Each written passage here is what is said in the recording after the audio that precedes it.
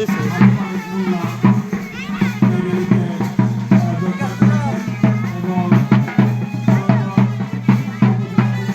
একটু কথা বলেন যে এটা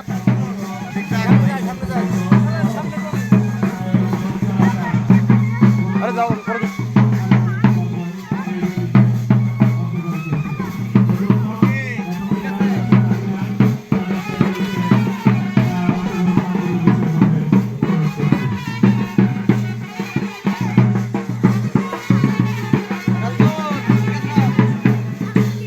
আরে দাঁড়াও যাও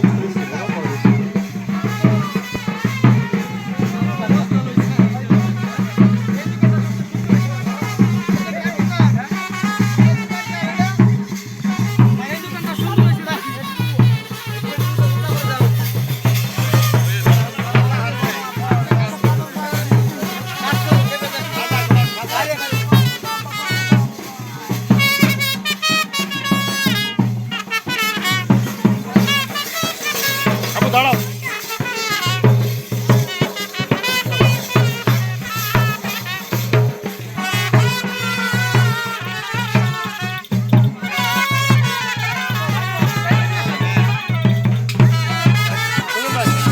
আপনি একটু ভালো দিয়ে দেন।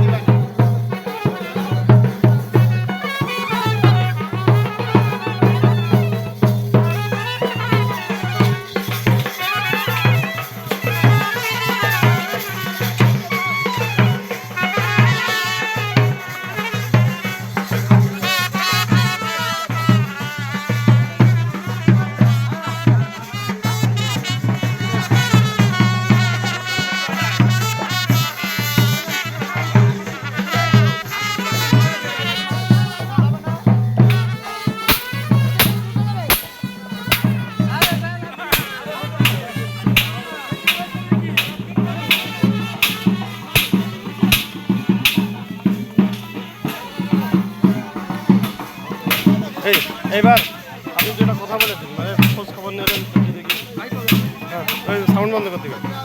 আচ্ছা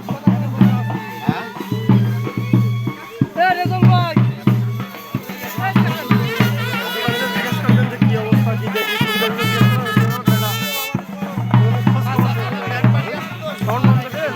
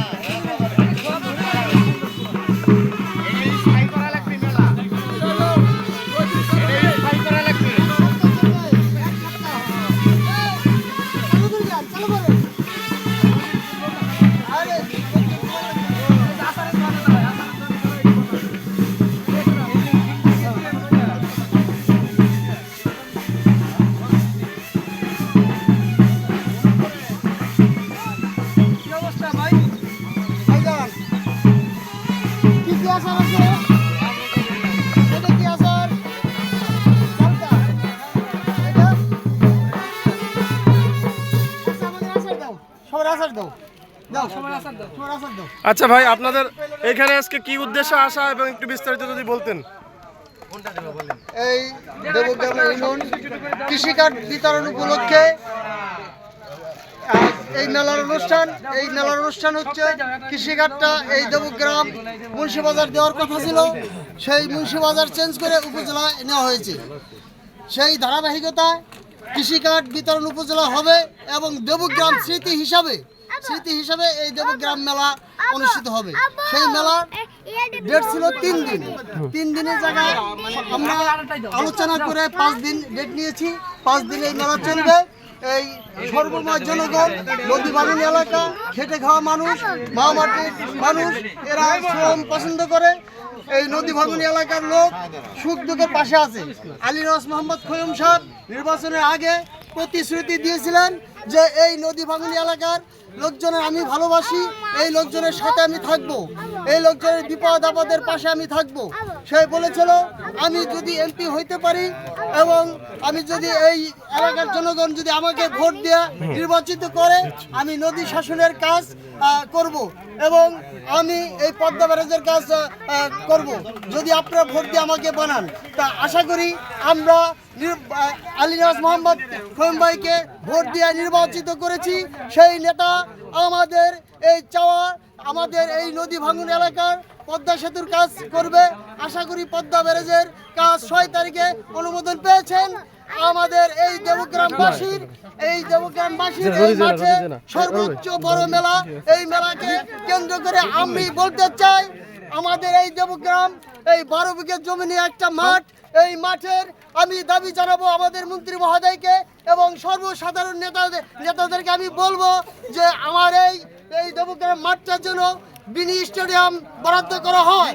আমি আরো বলবো যে এই মাঠের প্রত্যেক বছর এই অনুষ্ঠান যাতে হইতে পারে সেই আশা ব্যক্ত করে আমি সবাইকে সুস্বাস্থ্য কামনা করে মাঠ কমিটির পক্ষ থেকে সবাইকে সালাম ও অভিনন্দন জানিয়ে আমি আমার বক্তব্য শেষ করছি। ধন্যবাদ।